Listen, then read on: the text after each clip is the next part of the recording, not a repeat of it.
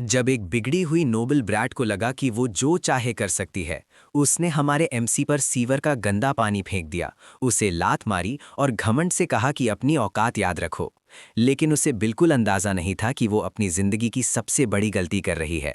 जैसे ही उसने फिर से लड़ने की कोशिश की, एमसी ने उसे जोरदार थप्पड़ मारकर रियलिटी चेक दे दिया, और फिर एक और। जाहिर है वो लड़की उसी बिगड़ी हुई ब्रैट की तरह रोने चिल्लाने लगी। लेकिन असली कहानी इससे बहुत पहले शुरू हुई थी। सब कुछ शुरू हुआ एक छोटे से शहर ईविल्स्टीन से। वहीं की स्लम एरिया में एक अजीब सा बूढ़ा आदमी रहता था। वो सिर्फ 1 स्टार मैजिक इस्तेमाल कर सकता था, लेकिन अपने आप को बहुत बड़ा मैच बताकर डींगे मारता रहता था। उसका टेम्पर भी बेहद खराब था। बच्चे अगर उसे चिढ़ाते तो वो तुरंत गुस्से में आ जाता। और यही चिड़चिड़ा बूढ़ा आदमी था जिससे हमारा एमसी मैजिक सीखने का फैसला करता है। असल में एमसी ने उसे गुरु इसलिए चुना क्योंकि उसे अपने साथ कुछ फॉलोअर्स चाहिए थे, और बूढ़े आदमी को किसी ऐसे इंसान की ज़रूरत थी जो उससे ज्ञान ले सके। बूढ़ा अक्सर खड़ा होकर एमसी को मैजिक प्रैक्टिस करते देखता रहता। एक दिन उसके चेहरे पर हल्की मुस्कान आ गई, क्योंकि उसे समझ आ गया कि ये लड़का टैलेंटेड है। एमसी आसानी से माना के फ्लो को महसूस कर सकता था। इसी टैलेंट का इस्तेमाल करते हुए एमसी ने एक आइस स्पीयर क्रिएट किया और दूर खड़े पेड़ की तरफ फेंक दिया। स्पेल इतना सटीक था कि बूढ़े आदमी की रीढ़ में ठंडी सहरन दौड़ गई। उस दिन के बाद एमसी पूरा 1 साल उस बूढ़े के घर में रहा। वो उसके लिए छोटे मोटे काम करता, बदले में मैजिक सीखता, और धीरे धीरे वो खुद भी एक 1 स्टार मैच बन गया।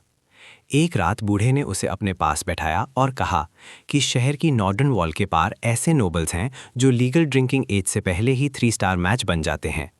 फिर उसने कहा कि शायद एमसी जैसे किसी इंसान के लिए उस लेवल तक पहुंचना कभी संभव नहीं होगा। उसने चेतावनी दी कि ज़्यादा घमंड मत करना, क्योंकि जैसे ही वो 2 स्टार की दीवार से टकराएगा उसकी सारी प्रोग्रेस वहीं खत्म हो जाएगी। बूढ़े का मानना था कि मैजिक पूरी तरह ब्लड लाइन पर निर्भर करता है। चाहे कोई कितना भी स्ट्रगल कर ले, अगर उसके पास नोबल ब्लड नहीं है तो वो कभी ऊपर नहीं पहुंच सकता। एमसी चुपचाप ये सब सुनता रहा, लेकिन उसे लगा कि ये सब बूढ़े आदमी की अपनी अधूरी इच्छाओं का दर्द है। उस रात माहौल अजीब सा भारी था, और अगली सुबह जब एमसी वापस घर लौटा तो उसने देखा कि बूढ़ा ज़मीन पर पड़ा है। उसकी लाइफलेस बॉडी पूरी तरह चोटों से भरी हुई थी। साफ दिख रहा था कि उसे बुरी तरह पीटा गया था। पहले एमसी ने सोचा कि बूढ़े ने कहीं झगड़ा कर लिया होगा, लेकिन बाद में उसे पता चला कि बूढ़े ने एक वेयरहाउस से 2 स्टार स्पेल बुक चुराने की कोशिश की थी, और इसी वजह से गार्ड्स ने उसे इतना पीटा कि वो हमेशा के लिए ऑफलाइन हो गया। एमसी हैरान रह गया। जो आदमी हमेशा कहता था कि ब्लड लाइन ही सब कुछ है, वो आखिर क्यों एक स्पेल बुक चुराने गया? क्या वो खुद भी उस सीमा को तोड़ना चाहता था? तभी अचानक एमसी के सामने एक चमकता हुआ स्टेटस स्क्रीन प्रकट हो गया। सिस्टम ने बताया कि उसने मैजिक के बेसिक्स अनलॉक कर लिए हैं, और अब उसे अपनी प्राइमरी स्कूल ऑफ मैजिक चुननी होगी। लेकिन सिस्टम ने एक चेतावनी भी दी, एक बार फैसला लेने के बाद इसे कभी बदला नहीं जा सकेगा। ट्विस्ट ये है कि एमसी असल में उस दुनिया का मूल निवासी नहीं था, और देखते ही देखते 4 साल और गुजर गए। अब एमसी एक और शक्तिशाली मैच के अंडर ट्रेनिंग ले रहा था। उसका नाम था कटिया फ्लेम हार्ट। वो पहले हाउस फ्लेम हार्ट की मिस्ट्रेस थी, जो कभी एक शक्तिशाली वाइकाउंट काउंटी हुआ करती थी। कटिया खुद एक 3 स्टार मैच थी, इसलिए कई मर्सनरी ग्रुप उसे अपने साथ लेना चाहते थे। जब वो ईविल्स्टीन में रह रही थी तब वो बेल्डन मर्सनरी कॉप्स के लिए कॉन्ट्रैक्ट लेती थी, और वहीं उसने एमसी को 1 स्टार मैजिक की असली ट्रेनिंग दी। क्योंकि वो खुद 3 स्टार मैच थी, इसलिए एमसी ने उससे बहुत कुछ सीखा। एक दिन बेल्डन स्टावन में ट्रेनिंग के दौरान कटिया ने कहा कि हर मैच के अंदर ऊंचा उठने की इच्छा होना नॉर्मल है। उसने साफ कहा कि एमसी के अंदर वो टैलेंट मौजूद है, लेकिन उसने ये भी चेतावनी दी कि अगर वो ज़रूरत से ज़्यादा लालची बन गया तो उसकी प्रोग्रेस धीमी हो जाएगी। थ्योरी खत्म होने के बाद कटिया ने एमसी से कहा कि अपनी आंखें बंद करो और अपने माना को महसूस करो। उसे महसूस करना होगा कि माना कहाँ से पैदा होता है, किस तरह बहता है, और फिर उसी फ्लो को इस्तेमाल करके अपनी कल्पना को हकीकत में बदलना होगा। एमसी ने जैसे ही ऐसा किया, उसके शरीर के चारों तरफ एक चमकती हुई ब्लू माना वेव फैल गई। ये देखकर कटिया हैरान रह गई, क्योंकि इससे साफ पता चल रहा था कि उसके पास जन्मजात बहुत ज़्यादा इन्नेट माना है। साथ ही उसका माना बेहद स्टेबल भी था, शायद इसलिए क्योंकि उसने पहले ही काफ़ी फील्ड एक्सपीरियंस हासिल कर लिया था। तभी अचानक एमसी ने अपनी आंखें खोली और दूर कहीं से एक जोरदार धमाका हुआ। पूरा बिल्डिंग हिल गया और अंदर मौजूद सभी लोग घबरा गए। मर्सनरी तुरंत बाहर भागे ये देखने कि आखिर हुआ क्या है। कुछ लोग तो ये भी सोचने लगे कि शायद शहर पर हमला हो गया है।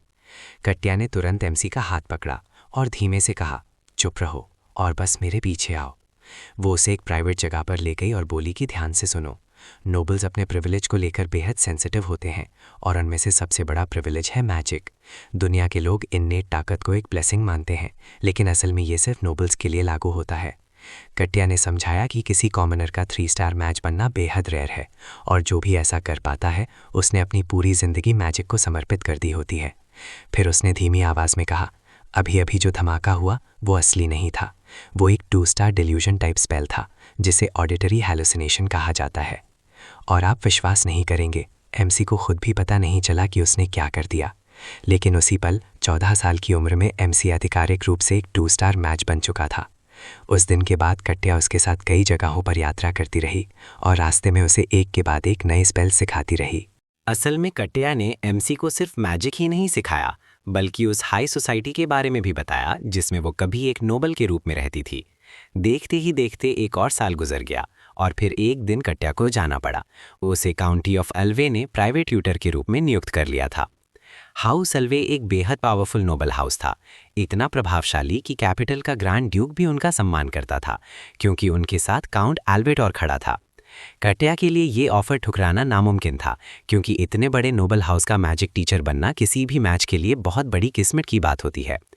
लेकिन जाते जाते उसने एमसी को एक गिफ्ट दिया, एक 2 स्टार स्पेल बुक। जब एमसी ने अपना स्टेटस स्क्रीन खोला तो उसमें कई मैजिक स्पेल्स दिखाई दिए, हालांकि उनमें से ज़्यादातर अभी लो लेवल स्पेल्स थे जिन्हें और डेवलप करना ज़रूरी था। 1 साल बाद एमसी ने खुद ही प्रैक्टिस करके 2 और 2 स्टार स्पेल्स मास्टर कर लिए। उस समय उसकी उम्र सिर्फ 16 साल थी, लेकिन उसके इरादे अभी भी बहुत बड़े थे।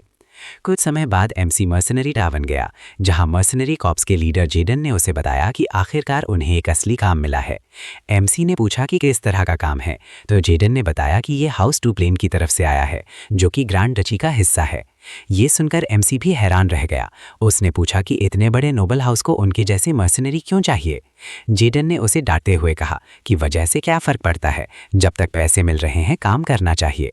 उसने ये भी बताया कि डुप्लेन के पास इतना पैसा है कि वो पानी की तरह बहता है और अगर ये काम सही से हो गया तो भविष्य में और भी बड़े कनेक्शन बन सकते हैं। फिर एमसी ने पूछा कि आखिर काम क्या है। जेडन ने बताया कि उन्हें ग्रैंड ड्यूक के इलाके के बाहरी हिस्से में कुछ मॉन्स्टर्स को काबू करना है। लेकिन ये सुनकर एमसी को तुरंत शक हो गया। उसने कहा कि ये अजीब है कि इतना बड़ा नोबल हाउस सिर्फ कुछ मॉन्स्टर्स के लिए मर्सनरी को बुलाए। इतना कहकर एमसी उठ खड़ा हुआ और बोला कि उसे ये कॉन्ट्रैक्ट नहीं चाहिए। जेडन चिल्लाया, रुको, लेकिन एमसी ने कहा कि वो शेडी जॉब्स नहीं करता। जेडन ने समझाया कि वो खुद ये काम करना चाहता था, लेकिन क्लाइंट को खास तौर पर एक मैच चाहिए और आजकल मर्सनरी ग्रुप्स में मैच बहुत कम है, इसलिए ये काम सिर्फ एमसी ही कर सकता है। फिर भी एमसी को शक था। उसने कहा कि कुछ मॉन्स्टर्स को खत्म करने के लिए मैच की जरूरत होना बहुत अजीब है। तभी जेडन ने अचानक उसकी तरफ एक गोल्ड कॉइन फेंक दिया, एडवांस फीस के तौर पर, और बस उस एक गोल्ड कॉइन ने एमसी को दोबारा सोचने पर मजबूर कर दिया। कुछ ही देर बाद 3 लोग टैवन में आए। उनमें से एक ने अपना चेहरा हुड से ढका हुआ था। जेडन ने उन्हें एमसी से मिलवाया और बताया कि यही क्लाइंट है, लेकिन उनके साथ आया एक बूढ़ा आदमी तुरंत नाराज हो गया। उसने कहा, ये तो बच्चा है। वो जेडन से बोला कि उसने किसी काबिल इंसान की उम्मीद की थी, किसी बच्चे की नहीं। जेडन ने जवाब दिया कि एमसी असली टैलेंट है और वो सबसे बेहतरीन मैच है जिसे वो जानता है। बूढ़ा फिर भी मना कर रहा था, लेकिन तभी उस हुड पहनी महिला ने उसके कान में कुछ फुसफुसाया और आश्चर्य की बात, बूढ़ा तुरंत मान गया। इसके बाद वे सब प्लेन एरिया की तरफ निकल पड़े मॉन्स्टर्स का शिकार करने। वहां एमसी ने बड़ी आसानी से कई गॉब्लिन्स को खत्म कर दिया। उसकी एथलेटिक मूवमेंट और जबरदस्त मैजिक पावर देखकर गॉब्लिन्स मानो कचरा बनकर बिखर गए। जब लड़ाई खत्म हुई तो वो बूढ़ा डिस्पैच ऑफिसर भी उसकी तारीफ करने लगा कि उसने इतनी जल्दी इतने गॉब्लिन्स को फिनिश कर दिया। बाद में जब एमसी वापस टैवर्न लौटा तो उसकी साथी पेलिन उस पर चिल्लाने लगी। उसने कहा कि वो नोबल्स का लैपडॉग बन गया है। पेलिन ने याद दिलाया कि चाहे कुछ भी हो जाए, उन्हें उन घमंडी नोबल्स के सामने झुकना नहीं चाहिए। लेकिन जेडन ने शांत होकर कहा कि इस काम के पैसे बहुत अच्छे मिले हैं। जैसे ही पेलिन को पता चला कि एमसी को एक गोल्ड कॉइन मिला है, वो तुरंत चिल्लाने लगी कि उसे भी इस काम में शामिल किया जाए। वो मजाक में बोली कि अगर जरूरत पड़ी तो वो नोबल्स के पैरों में भी रेंग सकती है। ये सुनकर जेडन गुस्से से बोला, चुप हो जाओ, ये काम ऐसा नहीं है। थोड़ी देर बाद पेलिन इतनी शराब पी गई कि वहीं सो गई। तब जेडन ने एमसी से पूछा कि काम कैसा रहा। एमसी ने कहा कि कुछ खास नहीं, बस कुछ गॉब्लिन्स को खत्म किया और काम खत्म हो गया। जेडन ने कहा कि पहली नज़र में क्लाइंट अजीब लगे थे, लेकिन उनके पास पैसा ज़रूर है। एमसी ने भी माना कि उनके पास पैसा है, लेकिन उसे अभी भी शक था कि वे सच नहीं बोल रहे। उसने बताया कि उस नोबल डिस्पैच ऑफिसर ने कहा था कि उसे 3 चीज़ें चाहिए: युवा उम्र, स्टैमिना और सोशल स्किल्स। लेकिन एमसी के पास इनमें से एक भी चीज नहीं थी, और जो महिला खुद को किचन मेट बता रही थी, उसके हाथ बिल्कुल साफ थे, जैसे उसने कभी रफ काम किया ही ना हो।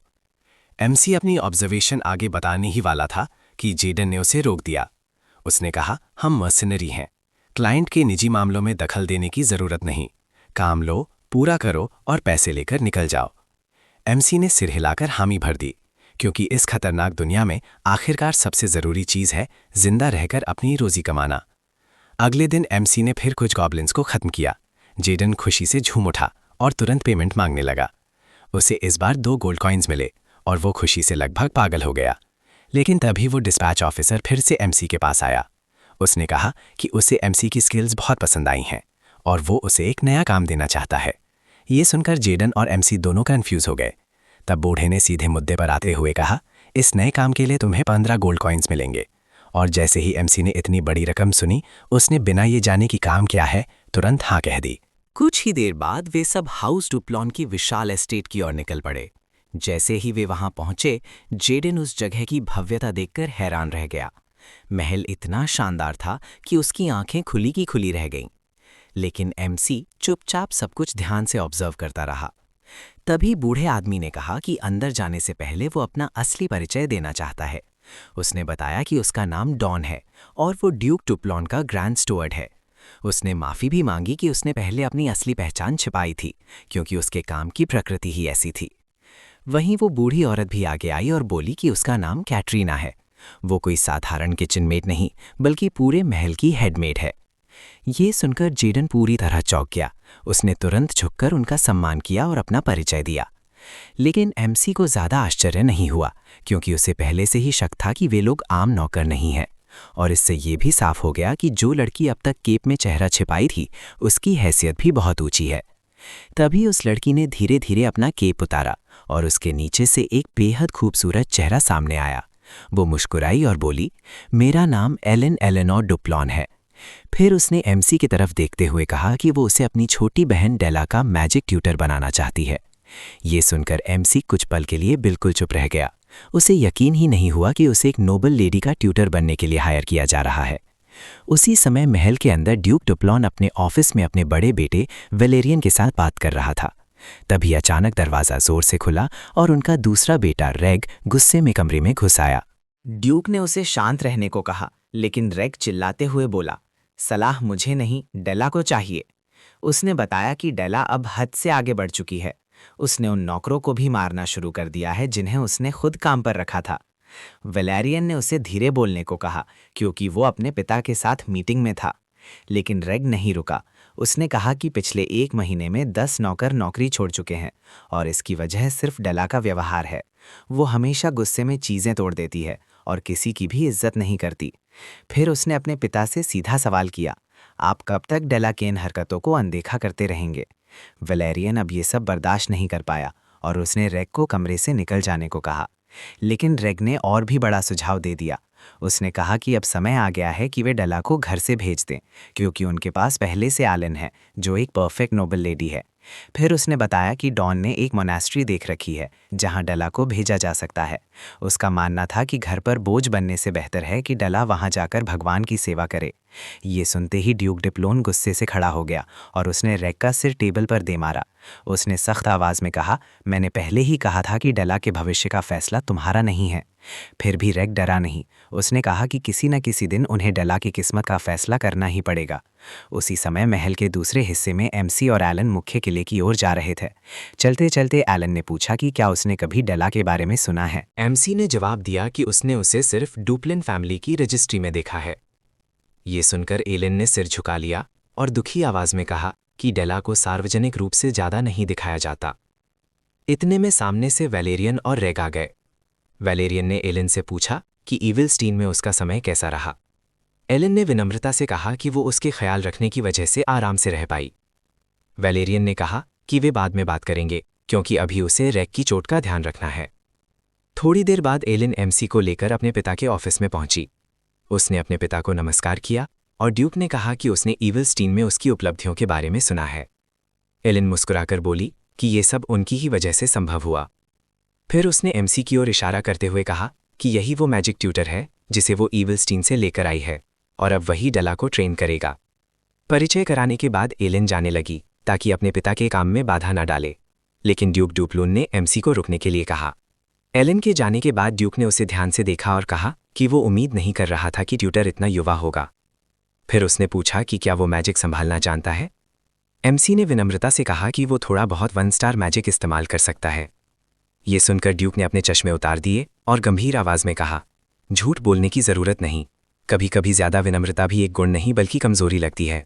उसी पल एमसी को एहसास हुआ कि वो एक 5 स्टार मैच के सामने खड़ा है और उसके सामने झूठी विनम्रता काम नहीं आएगी। एमसी ने तुरंत माफी मांगी अगर उसकी बात असभ्य लगी हो। ड्यूक ने शांत होकर कहा कि वो समझता है कि वो ऐसा व्यवहार क्यों करता है। फिर उसने कहा कि उसकी उम्र और कपड़ों को देखकर वो किसी मैजिक ट्यूटर जैसा नहीं लगता। तब एमसी ने सच बताया कि वो असल में एक मर्सिनरी है। ड्यूक ने कहा कि वो उसके निजी मामलों में दखल नहीं देगा क्योंकि उसे एलिन ने चुना है। फिर उसने कहा कि वो उसे उस एनेक्स बिल्डिंग में जाने की अनुमति देगा जहां डेला रहती है। इसके बाद उसने कहा कि एक मेड उसे रास्ता दिखा देगी, लेकिन जाने से पहले एमसी ने कहा कि उसे एक बात पूछनी है। ड्यूक ने उसे बोलने की अनुमति दी। एमसी ने कहा कि वो एक मर्सिनरी है और मर्सिनरी का नियम है कि अगर वो कोई काम लेता है तो उसे अंत तक पूरा करता है। उसने कहा कि उसे डेला को मैजिक सिखाने के लिए रखा गया है ताकि वो एक सही नोबल लेडी बन सके और हाई सोसाइटी में प्रवेश कर सके।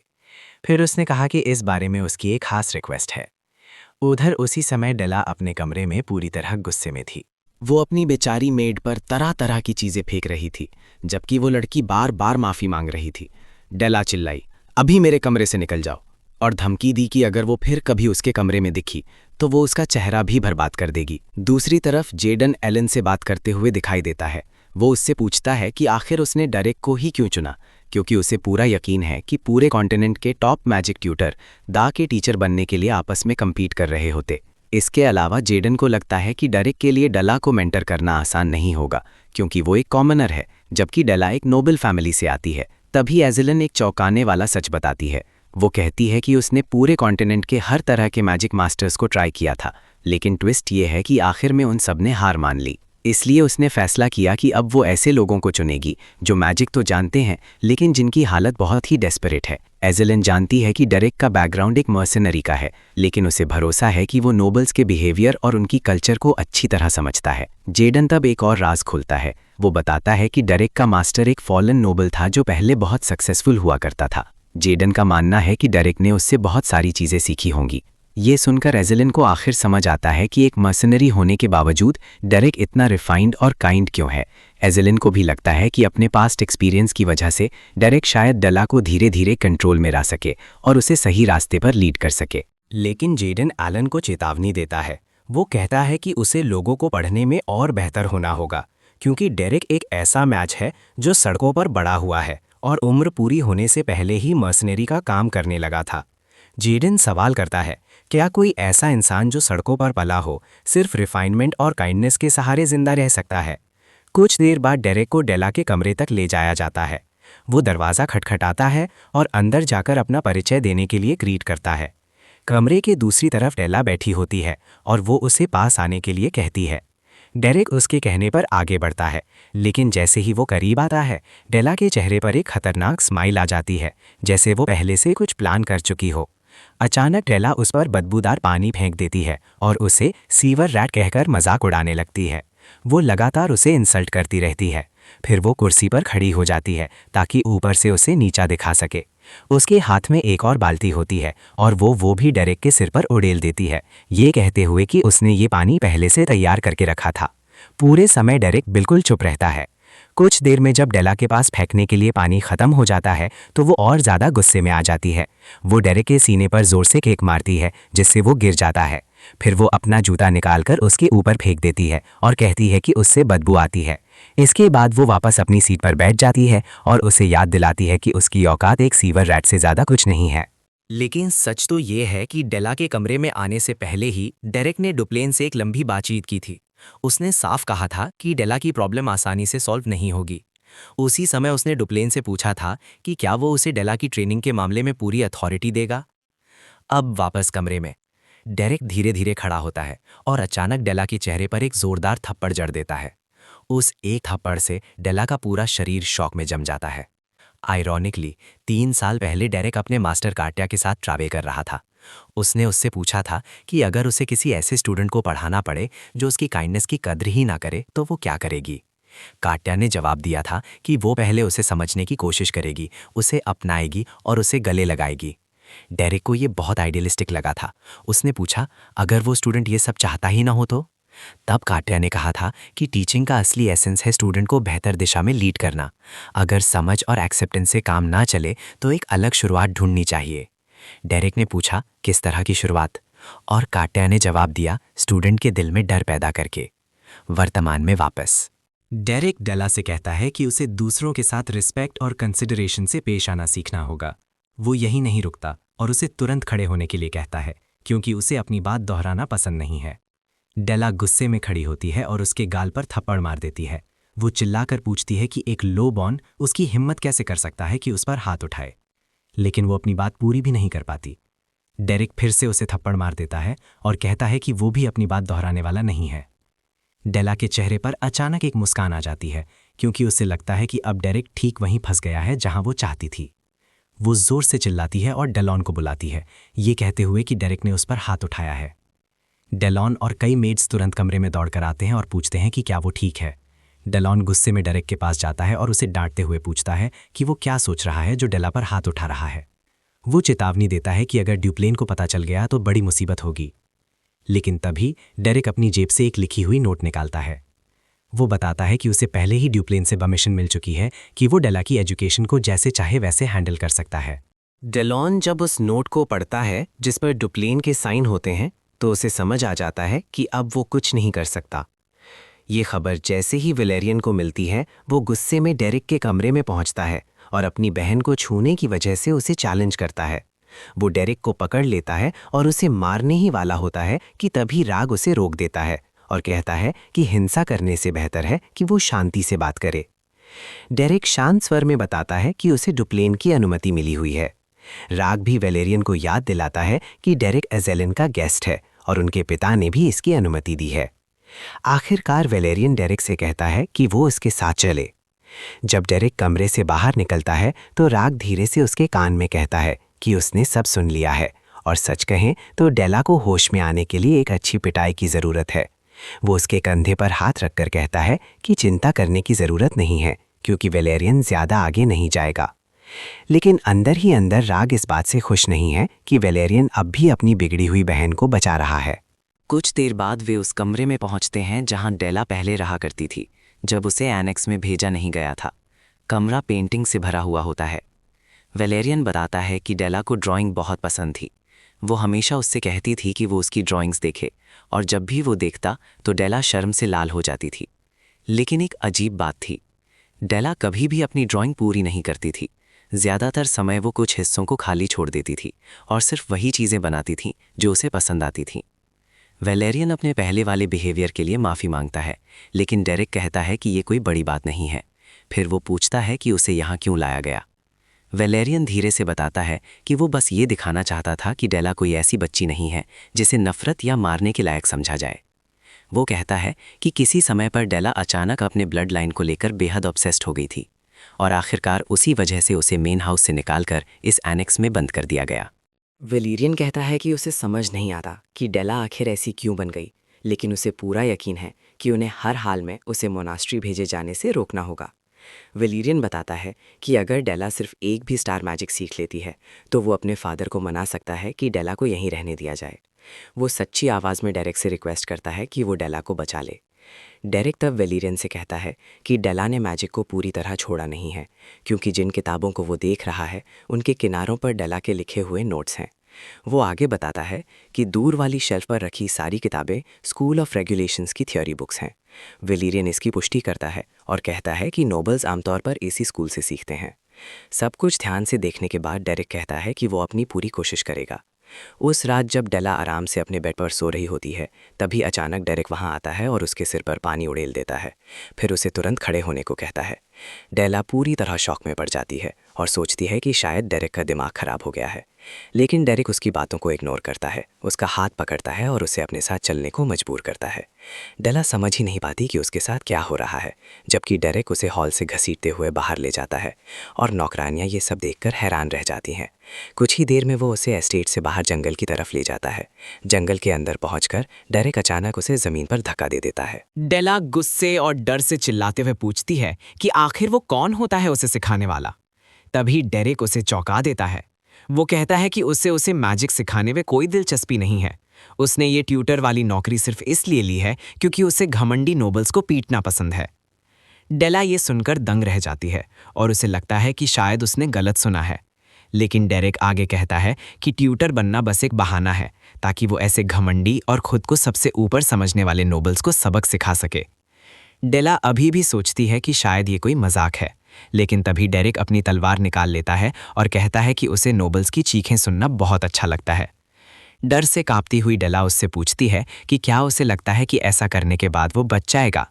डेरेक हंसते हुए कहता है कि वो बिल्कुल सुरक्षित रहेगा क्योंकि वैसे भी डेला को जल्द ही मोनेस्ट्री भेज दिया जाएगा और उसकी बात पर कोई विश्वास नहीं करेगा। वो ये भी कहता है कि अगर कोई बड़ी परेशानी हुई तो वो अपनी जान देकर माफ़ी मांग सकता है, क्योंकि एक कॉमनर की ज़िंदगी की कीमत वैसे भी बहुत कम होती है। उसके चेहरे पर एक डरावनी मुस्कान आ जाती है और वो कहता है कि ज़रूरत पड़ी तो वो भाग भी सकता है, और वैसे भी अगर डेला गायब हो जाए तो परिवार को उससे छुटकारा ही मिल जाएगा। अब डेला को धीरे धीरे एहसास होने लगता है कि वो सच में मर सकती है। ये सोचते ही वो अचानक दूसरी दिशा में पूरी स्पीड से भागने लगती है। डेला समझ जाती है कि अगर वो घर की तरफ वाले रास्ते से भागेगी तो डेरेक उसे आसानी से पकड़ लेगा। इसलिए वो जंगल के अंदर गहराई में भागने का फैसला करती है, क्योंकि उसे जंगल के रास्ते अच्छी तरह पता है। उसका प्लान है कि जब वो उससे पीछा छुड़ा लेगी तो वापस एस्टेट लौट जाएगी, और उसे पूरा यकीन है कि इसके बाद डेरेक को कड़ी सज़ा मिलेगी। लेकिन अचानक वो पीछे मुड़कर देखती है और हैरान रह जाती है। डेरेक अपने हाथ में एक फायर बॉल तैयार कर रहा होता है। ट्विस्ट ये है कि फायर बॉल एक 2 स्टार मैजिक है। डेला समझ ही नहीं पाती कि डेरेक जैसा इंसान 2 स्टार मैजिक कैसे इस्तेमाल कर सकता है। इससे पहले कि वो कुछ समझे, डेरेक फायर बॉल उसकी तरफ फेंक देता है, लेकिन वो जानबूझकर उसे मिस करता है। फायर बॉल जमीन से टकराते ही जोरदार एक्सप्लोजन करता है और डेला डर के मारे लगभग जड़ हो जाती है। जब वो पीछे मुड़कर देखती है तो डेरेक एक पागल इंसान की तरह मुस्कुरा रहा होता है। डेला किसी तरह उठकर फिर भागने लगती है, लेकिन जल्द ही उसका पैर फिसल जाता है और वो फिर जमीन पर गिर जाती है। तभी अचानक उसके आसपास आइस एरोज बरसने लगते हैं, जो मुश्किल से उसे मिस करते हैं। एक एरो तो उसके ठीक सामने जमीन में आकर धंस जाता है, जिससे साफ पता चलता है कि वो मौत के कितने करीब थी। डेरेक उसका मजाक उड़ाते हुए कहता है कि वो काफ़ी तेज़ है। उसे यकीन नहीं होता कि जो लड़की हमेशा घर के अंदर बंद रही है वो इतनी तेज़ दौड़ सकती है। डेला उसकी बातों को अनदेखा करती है और फिर भागने लगती है, लेकिन धीरे धीरे उसे महसूस होने लगता है कि शायद वो उससे बच नहीं पाएगी, क्योंकि डेरेक धीरे धीरे उसके करीब आ रहा है। उसी समय डेरेक घुटनों के बल बैठकर जंगल की ज़मीन को महसूस करता है और उसे अचानक एहसास होता है कि ये वही जंगल है जिसे उसने पेंटिंग्स में देखा था। आयरनिकली, डेरेक समझ जाता है कि डेला बचपन से इस जंगल में घूमती रही है और बिना जाने ही वो यहाँ के माना को महसूस कर पाती थी और उसी एहसास को अपनी पेंटिंग्स में उतार देती थी। वो अभी अपने इस अनुमान के बारे में सोच ही रहा होता है कि अचानक डेला पीछे से एक बड़ा पत्थर उठाकर उसके सिर पर मारने के लिए आती है, लेकिन डेरेक बहुत तेज़ी से रिएक्ट करता है और अपनी तलवार से उस पत्थर को उसके हाथ से उड़ा देता है। डेला डर के मारे ज़मीन पर गिर जाती है और समझ जाती है कि अब उसका अंत तय है। डेरेक कहता है कि उसे मानना पड़ेगा कि डेला की हिम्मत काबिले तारीफ है। वो जानती थी कि पीछा छुड़ाना मुश्किल है, फिर भी उसने भागने के बजाय पलटकर हमला करने का फैसला किया। ये फैसला लेना उसके लिए आसान नहीं रहा होगा। फिर वो ठंडी आवाज़ में कहता है कि अब उसके पास भागने की ताकत भी नहीं बची। अपनी तलवार तैयार करते हुए वो डरावनी आवाज़ में पूछता है, क्या उसके पास आखिरी शब्द हैं? डेला की आंखों में अभी भी गर्व चमक रहा होता है। वो कहती है कि वो माफ़ी मांगने वाली नहीं है, क्योंकि वो किसी के सामने झुकने वालों में से नहीं है। डेरेक उससे पूछता है कि आखिर वो अपने ब्लड लाइन को लेकर इतनी ऑब्सेस्ड क्यों है। डेला रोते हुए जवाब देती है कि अगर उसकी महान ब्लड लाइन उससे छिन गई तो उसके पास कुछ भी नहीं बचेगा। वो गुस्से में ज़मीन पर मुक्का मारती है और आंसुओं के साथ पूछती है क्या उसे लगता है कि उसने कभी मैजिक सीखने की कोशिश ही नहीं की। वो बताती है कि उसने जितनी भी कोशिश की मैजिक कभी काम ही नहीं करता। डेला कहती है कि अगर पेंटिंग और मैजिक दोनों उससे छिन जाएं तो उसके पास सिर्फ उसकी ब्लड लाइन ही बचती है, और अगर वो भी चली गई तो वो खुद को बिल्कुल बेकार समझेगी। ये सब सुनकर डेरिक गहरी सांस लेता है। फिर वो अपनी तलवार उठाता है और कहता है, उसने काफ़ी सुन लिया। वो डेला से कहता है कि अब सब खत्म होने वाला है और वो अपनी तलवार पूरी ताकत से उसकी तरफ घुमा देता है। लेकिन तभी कुछ ऐसा होता है जिस पर कोई यकीन नहीं कर सकता। डेला तो पहले ही सोच चुकी थी कि अब उसका सिर ज़मीन पर लुढ़कने वाला है, लेकिन जब वो धीरे धीरे अपनी आंखें खोलती है तो उसे एहसास होता है कि वो अभी भी जिंदा है। ट्विस्ट ये है कि जैसे ही डेरिक की तलवार डेला को छूने वाली होती है, अचानक उसके चारों तरफ एक आइस बैरियर बन जाता है। ये बर्फ की दीवार उसकी तलवार को रोक देती है और उसे छूने तक नहीं देती। डेला खुद भी हैरान रह जाती है क्योंकि उसे महसूस होता है कि इस आइस बैरियर को बनाने वाला माना उसी के शरीर से निकल रहा है। डेरिक ये देखकर अपनी तलवार वापस म्यान में रख देता है। फिर वो झुककर डेला को सलाम करता है और कहता है कि उसने बहुत अच्छा काम किया है। वो अपनी रूडनेस के लिए उससे माफ़ी भी मांगता है। डेला ये सब देखकर पूरी तरह शॉक में पड़ जाती है। तब डेरिक उसे समझाता है कि जो अभी हुआ है उसे शायद वो पूरी तरह मैजिक नहीं कह सकती। असल में ये सिर्फ माना का एक मैनिफेस्टेशन था। लेकिन सबसे महत्वपूर्ण बात यह है कि उसने ये कर दिखाया। डेला अपनी आंखों पर यकीन नहीं कर पाती और अचानक गुस्से व फ्रस्ट्रेशन में जोर से चिल्लाने लगती है। कुछ देर रोने के बाद जब वो शांत होती है तो डेरिक उसके घावों की देखभाल करने लगता है।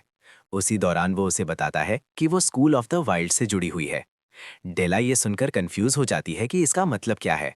डेरिक समझाता है कि ज्यादातर नोबल्स स्कूल ऑफ रेगुलेशंस से मैजिक सीखते हैं, लेकिन असल में हर स्कूल ऑफ मैजिक का बेस एक जैसा होता है। फर्क सिर्फ इस बात में होता है कि उसे समझने और मास्टर करने का तरीका अलग होता है। वो कहता है कि डेला का टेम्परामेंट स्कूल ऑफ वाइल्ड का है, इसलिए जब वो रेगुलेशंस की थ्योरी से मैजिक सीखने की कोशिश कर रही थी तो वो अपने ही रास्ते में रुकावट पैदा कर रही थी। डेरिक इसे आसान उदाहरण से समझाता है। वो कहता है कि ये ऐसा नहीं था कि डेला ऐसे कपड़े पहन रही थी जो उस पर फिट नहीं होते, बल्कि ये ऐसा था जैसे वो ऐसे कपड़ों में घुसने की कोशिश कर रही थी जो उसके शरीर पर चढ़ ही नहीं सकते। डेला उससे पूछती है कि उसे कैसे पता चला कि वो स्कूल ऑफ वाइल्ड से है। डेरिक बताता है कि उसने उसकी बनाई हुई ड्राइंग्स देखी हैं। वो समझाता है कि डेला प्रकृति में बहते हुए माना को महसूस कर सकती है और उसी एहसास को अपने कैनवस पर उतार देती है। आमतौर पर जो मैजिक स्कूल ऑफ वाइल्ड के टेम्परामेंट के साथ जन्म लेते हैं वे बचपन से ही प्रकृति में मौजूद माना को महसूस करने लगते हैं। डेरिक जब उसकी टांगों पर पट्टी बांधना खत्म कर देता है तो कहता है कि अब वो चल सकती है। फिर वो बताता है कि भले ही उसने अभी माना को मैनिफेस्ट कर लिया हो, लेकिन उसे अभी बहुत लंबा रास्ता तय करना है। अगले दिन से वो उसे सिखाएगा कि माना को नेचुरली कैसे मैनिफेस्ट किया जाता है। हैरानी की बात यह होती है कि डेला सच में उसे धन्यवाद कहती है। डेरिक फिर सुझाव देता है कि अब उन्हें वापस एस्टेट लौट जाना चाहिए। वापसी के रास्ते में डेरिक उससे पूछता है कि क्या सनसेट वाली पेंटिंग उसी ने बनाई थी। वो कहता है कि वो पेंटिंग बहुत खूबसूरत थी। डेला बताती है कि वो उसकी मास्टरपीस है और डेरिक पहला इंसान है जिसे पता चला कि वो पेंटिंग पूरी हो चुकी है। अगली सुबह डेला जैसे ही जागती है सबसे पहले वो फिर से अपना माना मैनिफेस्ट करने की कोशिश करती है, लेकिन वो फेल हो जाती है। वो बेड से उठती है और जैसे ही दरवाज़ा खोलती है तभी उसकी टक्कर एक नौकरानी से हो जाती है जो पानी लेकर जा रही होती है। टक्कर लगते ही पानी डेला पर गिर जाता है। नौकरानी ये देखकर डर के मारे कांपने लगती है। उसे लगता है कि अब उसकी मौत तय है। वो तुरंत घुटनों पर गिर जाती है और डेला से माफ़ी मांगने लगती है क्योंकि उसने एक ऐसा अपराध कर दिया है जिसकी सज़ा मौत हो सकती है। लेकिन ट्विस्ट ये है कि डेला बस उसे कहती है कि आगे से ध्यान से चला करे। नौकरानी हैरान रह जाती है क्योंकि डेला ने उसे मारा भी नहीं और बिना कुछ किए वहाँ से चली भी जाती है। थोड़ी ही देर में बाकी नौकरानियां वहां आ जाती हैं और उससे पूछती हैं कि वो ठीक तो है। वो बताती है कि डेला ने उसे कुछ नहीं किया, बस सावधान रहने को कहा। ये सुनकर सब सोचने लगती हैं कि आखिर पिछली रात जंगल जाने के बाद डेला में ऐसा क्या बदल गया। उधर डेरिक अभी भी सो रहा होता है जब अचानक डेला उसके दरवाजे पर जोर जोर से दस्तक देने लगती है और उसे उठने को कहती है। ये शोर सुनकर डायलन वहां आता है और डेला को शांत रहने को कहता है क्योंकि उसे अपने मैनर्स का ध्यान रखना चाहिए।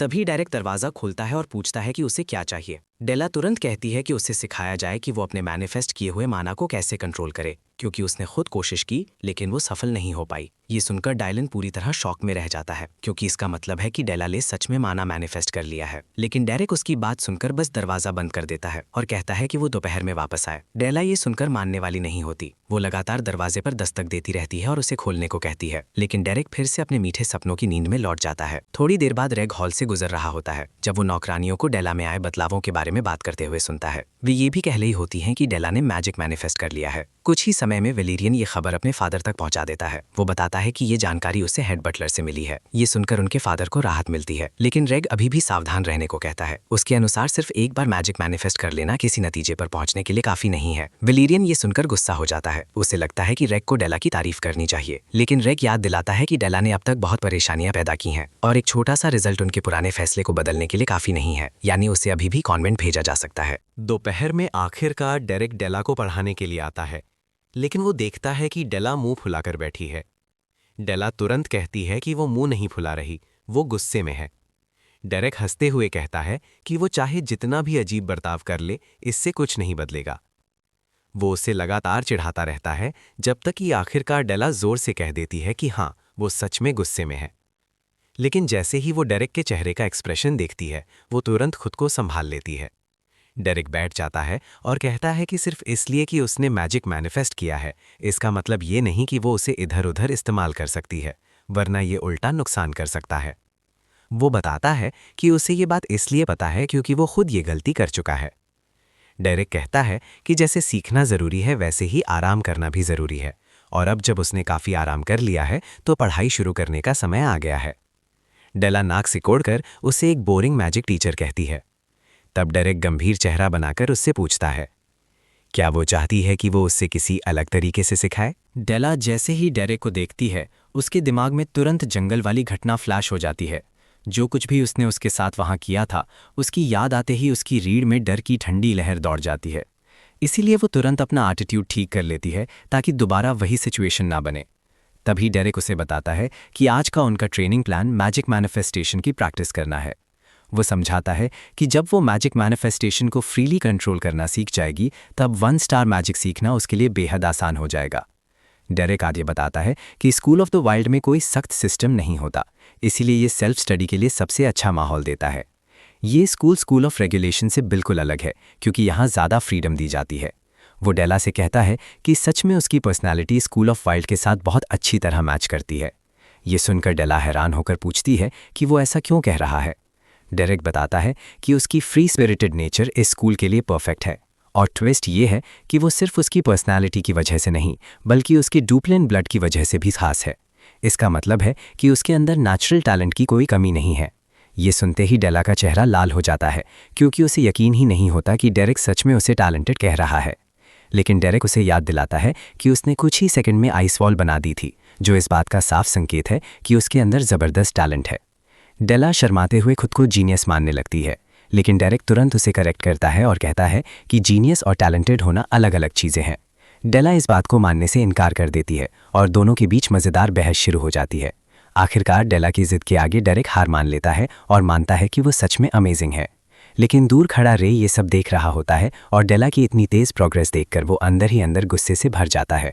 अगले ही दिन डेला दौड़ती हुई डेरेक के कमरे में पहुंचती है और एक्साइटेड होकर बताती है कि अब वो मैजिक मैनिफेस्टेशन कर सकती है, लेकिन अभी भी वो उसकी डायरेक्शन सही से कंट्रोल नहीं कर पा रही। इसके बाद आने वाले दिनों में डेला की मैजिक स्किल्स तेज़ी से बेहतर होने लगती हैं। हर दिन उसे कुछ नया सीखने को मिलता है और वो बेहद खुश रहती है। एक दिन डेरेक थोड़ा शांत समय बिताने के लिए एनिक्स से बाहर जाकर एक पेड़ के नीचे बैठ जाता है ताकि वो डुप्लेन द्वारा दी गई किताब पढ़ सके। लेकिन डेला फिर भी उसे ढूंढते हुए वहां पहुंच जाती है और मजाक में पूछती है कि क्या उसके पिता ने उसे ये किताब इसलिए दी थी ताकि वो आराम से आलस कर सके। डेरेक बिना झिझक हाँ कह देता है और बताता है कि सच में ये किताब उसी मकसद से दी गई थी। डेला के पास बहस करने का समय नहीं होता। वो तुरंत उसे खींचकर एनिक्स में वापस ले जाती है ताकि उसे दिखा सके कि उसने अपनी मैजिक से क्या क्या नया कर लिया है। कुछ समय बाद डेरेक को वैलेरियन बुलाता है। वो उसके कमरे में पहुंचता है तो वैलेरियन उसे बैठने के लिए कहता है। वो पूछता है कि हाल के दिनों में डेला कैसी प्रोग्रेस कर रही है। डेरेक बताता है कि वो अच्छी प्रोग्रेस कर रही है, लेकिन 1 स्टार मैजिक सीखने में अभी थोड़ा समय लगेगा। वैलेरियन फिर उसे बताता है कि उसकी माँ अभी घर पर नहीं है क्योंकि वो एक सोशल गैदरिंग में गई हुई थी, लेकिन अगले हफ्ते वापस आने वाली है। और यही वो पल है जब वो डेरेक को चेतावनी देता है कि उसकी माँ को हल्के में लेना बहुत बड़ी गलती होगी। वो समझाता है कि एस्टेट के लोग तो ठीक हैं, लेकिन ज़्यादातर नोबल्स को ये बिल्कुल पसंद नहीं आता कि कोई कॉमनर इतनी महत्वपूर्ण पोजीशन पर हो। डेरेक उसे भरोसा दिलाता है कि वो इस बात को ध्यान में रखेगा, लेकिन फिर पूछता है कि उसने उसे बुलाया क्यों है। वैलेरियन खिड़की के पास जाकर खड़ा हो जाता है और बताता है कि वो इस घर का अगला हेड बनने वाला है।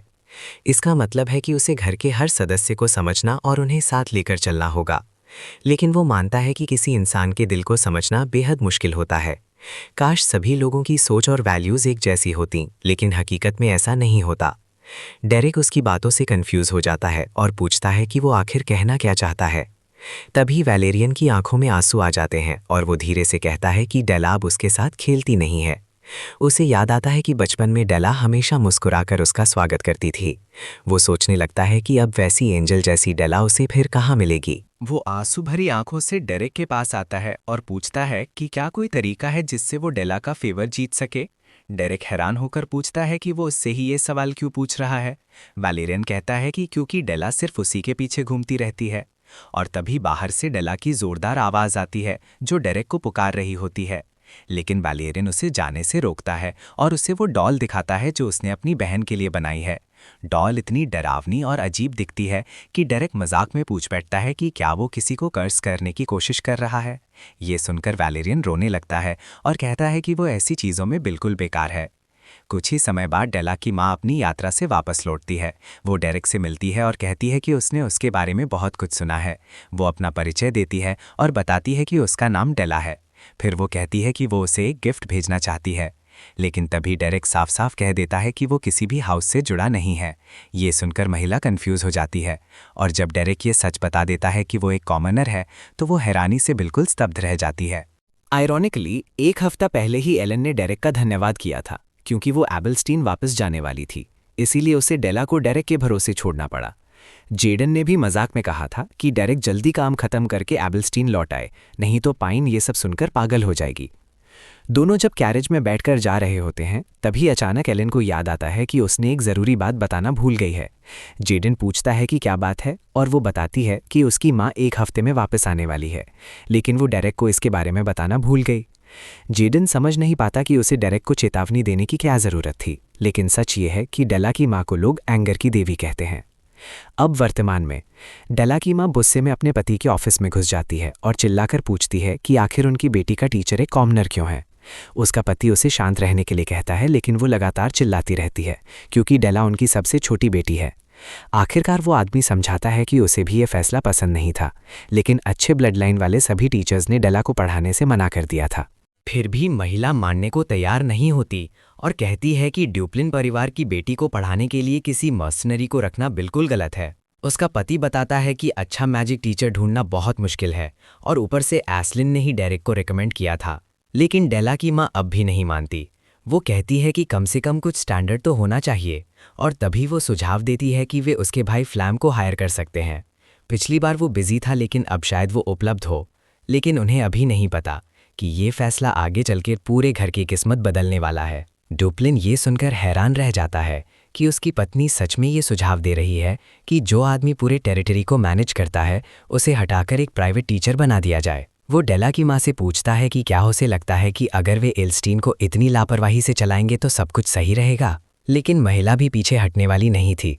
वो कहती है कि सिर्फ टेरिटरी ही नहीं बल्कि उनका सोशल सर्कल भी एक तरह का बैटलफील्ड है। समाज में भी इज्जत और पोजीशन के लिए लड़ाई होती है, इसीलिए एक टीचर का सोशल स्टेटस भी मायने रखता है। अगर डेला का टीचर डेरेक जैसा एक कॉमनर हुआ, तब जब डेला पहली बार सोसाइटी में इंट्रोड्यूस होगी तब लोग उसका मजाक उड़ाएंगे। माहौल इतना गर्म हो जाता है कि वैलेरियन को बीच में आना पड़ता है। वो अपनी माँ से कहता है कि शांत हो जाएं क्योंकि वो यहाँ अपने पति से लड़ने नहीं आई हैं। लेकिन डेला की माँ साफ कह देती है कि ये कोई छोटी बात नहीं है जिसे नज़रअंदाज कर दिया जाए। तभी अचानक रैग वहाँ आ जाता है। वो अपनी माँ से कहता है कि असली सवाल ये नहीं है कि डेरेक कॉमनर है या नहीं, असली सवाल ये है कि क्या वो डेला को पढ़ाने के लिए क्वालिफाइड है। रैग मानता है कि किसी कॉमनर का किसी नोबल का मैजिक टीचर बनना नॉर्मल बात नहीं है, लेकिन अगर उसके पास सही क्वालिटी है तो ये समस्या नहीं होनी चाहिए। वो प्रस्ताव रखता है कि डेरेक की काबिलियत को स्पार के जरिए टेस्ट किया जाए। लेकिन तभी उसके पिता उसे रोक देते हैं और कहते हैं कि डेरेक सच में एक असली मैच है, इसमें कोई शक नहीं। फिर भी रैग रुकता नहीं। वो कहता है कि वो खुद डेला से स्पार करना चाहता है ताकि देख सके कि डेरेक की ट्रेनिंग का कोई असर हुआ है या नहीं। अगर डेरेक सच में अच्छा टीचर है तो अब तक डेला में कुछ ना कुछ सुधार ज़रूर दिखना चाहिए। डुप्लेन के पास इसका कोई जवाब नहीं होता और रैग वहाँ से ये तय करके निकल जाता है कि वो अपनी बहन के साथ मैजिक स्पार ज़रूर करेगा। वैलेरियन तुरंत उसके पीछे दौड़ता है और पूछता है कि वो अपनी ही बहन के साथ मैजिक स्पार करके क्या साबित करना चाहता है। रैग उससे पूछता है कि क्या उसे सच में लगता है कि डेला बदल गई है। वो उसे याद दिलाता है कि डेला ने पहले क्या क्या किया था, लेकिन वैलेरियन फिर भी कहता है कि चाहे कुछ भी हो, डेला उनकी बहन है, वो उनके खून का हिस्सा है और उनका फ़र्ज़ है कि वे उसे अपने करीब रखें और उसकी रक्षा करें। लेकिन ये सुनकर रैग का गुस्सा और भड़क जाता है। वो कहता है कि डेला बैड ब्लड है क्योंकि वो उनके पूरे हाउस को नीचे गिराने की कोशिश कर रही है। अगर वो इसी हालत में सोसाइटी में डेब्यू करेगी तो ये उनके परिवार के अंत की शुरुआत होगी। वैलेरियन ये सुनकर हैरान रह जाता है कि उसका भाई अपनी ही बहन के बारे में ऐसा सोचता है, लेकिन रैग जाते जाते कह देता है कि लाइन सबसे पहले डेला ने ही क्रॉस की थी, इसीलिए उसे एनेक्स में एक्साइल रहना ही पड़ेगा। अगली सुबह डेला सबसे पहले डेरेक के कमरे में पहुंचती है। उसके हाथ में स्पार की नोटिफिकेशन होती है। वो डेरेक से कहती है कि अगर वो इस मैजिक स्पार में हार गई तो डेरेक को तुरंत टीचर की जॉब से निकाल दिया जाएगा। लेकिन डेरेक बिल्कुल शांत रहता है। वो कहता है कि उसे पहले से ही इसके बारे में पता है। वो ये भी जानता है कि रैग एक सीजन 1 स्टार मैच है, इसलिए डेला के लिए जीतना आसान नहीं होगा। ये सुनकर डेला गुस्से में चिल्ला पड़ती है। वो पूछती है कि क्या बस यही कहना है, जबकि उसकी हार का मतलब है कि डेरेक को नौकरी से निकाल दिया जाएगा। लेकिन डेरेक उसे याद दिलाता है कि वो एक मर्सनरी है। उसका काम बस काम करना, पैसा लेना और आगे बढ़ जाना है। और ट्विस्ट ये है कि वो उसे बता देता है कि उसे पहले ही काफ़ी ज़्यादा पेमेंट मिल चुकी है। ये सुनकर डेला पूरी तरह शॉक हो जाती है। एक हफ्ते बाद आखिरकार वो दिन आ जाता है जब मैजिक स्पार होने वाला था। एरिना में डुप्लिन और कई महत्वपूर्ण लोग मौजूद थे। डेरेक डुप्लिन का स्वागत करता है और डुप्लिन ये देखकर हैरान रह जाता है कि डेरेक के चेहरे पर जरा भी डर या चिंता नहीं है। वो सोचने लगता है कि क्या वो सच में इतना कॉन्फिडेंट है। डुप्लेन इस बात से प्रभावित होता है और इससे उसका विश्वास और मजबूत हो जाता है कि डेरेक परिवार के लिए महत्वपूर्ण है। दूसरी तरफ रैग अरीना में कदम रखता है, लेकिन उसके दिमाग में सिर्फ एक ही लक्ष्य था, अपनी बहन को पूरी तरह तोड़ देना। वो चाहता था कि डेला अपने अतीत के लिए इतनी बुरी तरह पछताए कि उसे अपनी हड्डियों तक में दर्द महसूस हो। आयरॉनिकली, एक हफ्ता पहले जब डेरेक ने खुद को मर्सनरी बताया था, तब डेला ने उससे पूछा था कि क्या उसे सच में फर्क नहीं पड़ता कि उसके साथ क्या होगा जब तक उसे पैसा मिल रहा है। तब डेरेक ने उसे याद दिलाया था कि उसकी मैजिक पहले से ही काफ़ी तेज़ी से बढ़ रही है। भले ही वो तुरंत 1 स्टार मैजिक यूज़ ना कर सके, लेकिन उसे वहाँ तक पहुँचने में ज़्यादा समय नहीं लगेगा और इसकी सबसे बड़ी वजह है कि उसके अंदर डुप्लेन ब्लड है। डेला समझ नहीं पाती कि वो अचानक ये सब क्यों कह रहा है। डेरेक उसे याद दिलाता है कि स्कूल ऑफ वाइज का असली मकसद यही है, लोगों को खुद सीखने के लिए मजबूत बनाना। डेला गुस्से में उसे डांट देती है और कहती है कि ऐसे महत्वपूर्ण समय में वो बेकार की बातें क्यों कर रहा है। लेकिन कुछ देर बाद वो शांत हो जाती है और ईमानदारी से कहती है कि भले ही वो सबसे अच्छी स्टूडेंट नहीं है, फिर भी वो मैजिक सीखना चाहती है। और सबसे बड़ी बात, वो किसी और टीचर से नहीं, सिर्फ डेरेक से सीखना चाहती है। डेरेक उसे बताता है कि उसे नोबल्स के मैजिक स्पार के नियमों के बारे में ज़्यादा जानकारी नहीं है, क्योंकि उसने कभी ऐसा स्पार नहीं देखा। लेकिन वो उसे एक चीज़ ज़रूर सिखा सकता है, लड़ाई जीतना। वो उससे पूछता है क्या वो सच में जीतने के लिए तैयार है। ये सवाल सुनते ही डेला के दिमाग में कई डरावने सीन घूमने लगते हैं। अगर वो हार गई तो लोग उसके बारे में कितनी बुरी बातें कहेंगे। लेकिन उसी पल उसके अंदर ज़बरदस्त डिटर्मिनेशन जाग जाता है। वो डेरेक से कहती है उसे हर हाल में जीतना है। अब वर्तमान में डेला एरिना में पहुंचती है। वो वहां अपने भाई की छोटी बहन बनकर नहीं आई थी और ना ही डुप्लेन हाउस की सबसे छोटी बेटी बनकर। वो वहां आई थी डेरेक की स्टूडेंट और एक मैच बनकर। जब दोनों स्टेज पर खड़े हो जाते हैं तो अनाउंस किया जाता है कि ये स्पार ईविलस्टीन के हाई रैंकिंग मेजेस के नियमों के अनुसार होगा। जो भी पहले जनरल पेलम का प्रोटेक्टिव मैजिक सर्कल एक्टिवेट कर देगा वही हार जाएगा। ये एक खास एक्सेसरी होती है जो पहनने वाले को गंभीर डैमेज होने से ठीक पहले एक्टिवेट हो जाती है और सामने वाले के स्पेल को नलिफाई कर देती है। डेरेक ये देखकर समझ जाता है कि नोबल्स की लड़ाई भी कितनी अलग होती है। वे महंगी एक्सेसरीज का इस्तेमाल करके लड़ते हैं। वो मन ही मन सोचता है कि अमीर होना कितना फ़ायदेमंद है, क्योंकि वे अपने पैसे को जैसे चाहें वैसे इस्तेमाल कर सकते हैं। स्पार की कुल अवधि 10 मिनट तय की गई थी और डेरिक तुरंत समझ जाता है कि रेग की रणनीति साफ है। वो इस लड़ाई को समय खत्म होने से पहले ही खत्म करना चाहता है। जैसा कि पहले से प्रिडिक्ट किया गया था, रेग तुरंत अपना स्पेल चैंट करना शुरू कर देता है। उसका इरादा साफ था, वो डेला को हराकर फिर से एनेक्स में वापस भेजना चाहता था। जैसे ही उसने अपना मैजिक अटैक डेला की तरफ फेंका, डेला तुरंत साइड में मूव करके उसे डॉज कर लेती है और अपनी पोजीशन बदल देती है। ये देखकर रेग का टेम्पर और भी ज़्यादा ट्रिगर हो जाता है। वो लगातार एक के बाद एक अटैक लॉन्च करता है, लेकिन डेला हर बार मूव करते हुए अपनी पोजीशन बदलती रहती है। डेरिक दूर से ये सब देख रहा था और उसे साफ दिखाई दे रहा था कि डेला मैजिक को काफ़ी आसानी से हैंडल कर रही है। लेकिन जब बात क्लोज कॉम्बैट की आती है तो डेला अभी भी एक कंप्लीट बिगिनर थी। तभी रेग का एक अटैक लगभग उसे हिट करने वाला था, लेकिन डेला तुरंत एक आइस बैरियर बना देती है और अटैक को ब्लॉक कर लेती है। रेग ये देखकर शॉक्ड हो जाता है, क्योंकि डेला स्टार रैंक मैजिक यूज़ नहीं कर रही थी, फिर भी वो मैजिक पावर को मैनिफेस्ट कर पा रही थी। लेकिन उसके दिमाग में अभी भी यही चल रहा था कि डेला उसके खिलाफ डिफेंड नहीं कर पाएगी। वो सोचता है कि ये आइस बैरियर सिर्फ एक सस्ता ट्रिक है और वो इसे आसानी से तोड़ देगा। इसी सोच के साथ रेग एक और ज़्यादा पावरफुल अटैक रिलीज करता है। उसी पल डेला को डेरिक की ट्रेनिंग याद आती है। डेरिक ने उसे बताया था कि मर्सनरी और नोबल्स की फाइटिंग स्टाइल बिल्कुल अलग होती है। नोबल्स आमतौर पर नियमों के अंदर रहकर फाइट करते हैं, लेकिन मर्सनरी का सिर्फ एक गोल होता है, विक्ट्री। डेरिक ने उससे कहा था कि मर्सनरी फेयर और स्क्वायर फाइट नहीं करते, वे हर उस चीज़ का इस्तेमाल करते हैं जिससे जीत मिल सके। उन्होंने ये भी बताया था कि अगर वो इस तरह जीतेगी तो लोग उसकी आलोचना भी कर सकते हैं, लेकिन इसका मतलब ये नहीं कि वो जीतने का रास्ता नहीं बना सकती। जब डेरिक ने उससे पूछा कि क्या वो इस तरह जीतने के लिए तैयार है, तो डेला ने बिना हिचक के हाँ कह दिया था। अब एरिना में वापस रेग का अटैक इतना पावरफुल था कि डेला को अपना आइस बैरियर छोड़कर भागना पड़ा, वरना वो सीधे अटैक में फंस जाती। वो लगातार रन करती रहती है, जबकि रेग दूर से लॉन्ग रेंज अटैक्स बरसाता रहता है। डेरिक की आवाज़ उसके दिमाग में गूंजती है। मर्सनरी बैटलफील्ड को कंट्रोल करते हैं। वे अपने आसपास के टेरेन और एनवायरनमेंट का इस्तेमाल करते हैं, जो भी तरीका उपलब्ध हो उसी से जीत हासिल करते हैं। और सबसे ज़रूरी बात, जैसे ही दुश्मन थोड़ी देर के लिए भी अपना गार्ड नीचे करता है, उसी पल को कैप्चर करना चाहिए। इसी दौरान एक और अटैक डेला की तरफ गिरता है और वो तुरंत अपना आइस बैरियर उठाकर उसे ब्लॉक कर लेती है। लेकिन उसे पता नहीं था कि एक और अटैक उसके पीछे से भी आ रहा है। जब तक उसे इसका एहसास होता है, तब तक बहुत देर हो चुकी थी। रेग को यकीन हो जाता है कि अब फाइट खत्म हो चुकी है। अटैक जोरदार धमाके के साथ लैंड करता है और धूल का बड़ा बादल उस जगह को ढक लेता है जहां डेला खड़ी थी। ये देखकर उसकी माँ घबरा जाती है। उसे लगता है कि उसकी बेटी अब खत्म हो गई है। वो तुरंत चिल्लाकर डायलन से मैच रोकने को कहती है, लेकिन उसका पति उसे बैठने को कहता है, क्योंकि डुअल अभी खत्म नहीं हुआ था। महिला इस बात पर यकीन नहीं करती, क्योंकि उसने साफ देखा था कि रेग का अटैक डेला को लगा है। लेकिन डुप्लेन शांत होकर कहता है कि वो गलत है, क्योंकि पेलम का मैजिक सर्कल एक्टिवेट ही नहीं हुआ। इसका मतलब डेला अभी भी आउट नहीं हुई। डुप्लिन ये भी नोटिस करता है कि जब ये सब हुआ, तब डेरिक ने एक बार भी पलक नहीं झपकाई। इससे उसे समझ आ जाता है कि डेरिक पहले से जानता था कि डेला कितनी ग्रो कर चुकी है। दूसरी तरफ रेग खुद भी कंफ्यूज हो जाता है, क्योंकि मैजिक सर्कल एक्टिवेट नहीं हुआ था, जबकि उसका अटैक निश्चित रूप से उसे हिट करना चाहिए था। अचानक उसे जमीन में एक क्रैक दिखाई देता है। इससे पहले कि वो कुछ समझ पाता, जमीन के नीचे से आइस स्पीयर्स निकलकर उस पर हमला कर देते हैं। वो मुश्किल से डॉज करता है। तभी उसे एहसास होता है कि डेला प्लेटफॉर्म के नीचे से उस पर अटैक कर रही है। नियमों के हिसाब से प्लेटफॉर्म छोड़ना हार माना जाता, इसलिए रेग डायलन की तरफ देखता है कि वो मैच रोक दे, लेकिन डायलन ऐसा नहीं करता।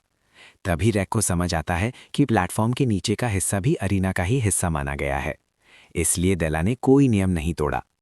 रेग को गुस्सा तो आता है, लेकिन वो ये भी समझ जाता है कि किसी ने कभी सोचा भी नहीं था कि नोबल्स के बीच होने वाली मैजिक स्पारिंग में कोई इतना अनोखा ट्रिक इस्तेमाल करेगा।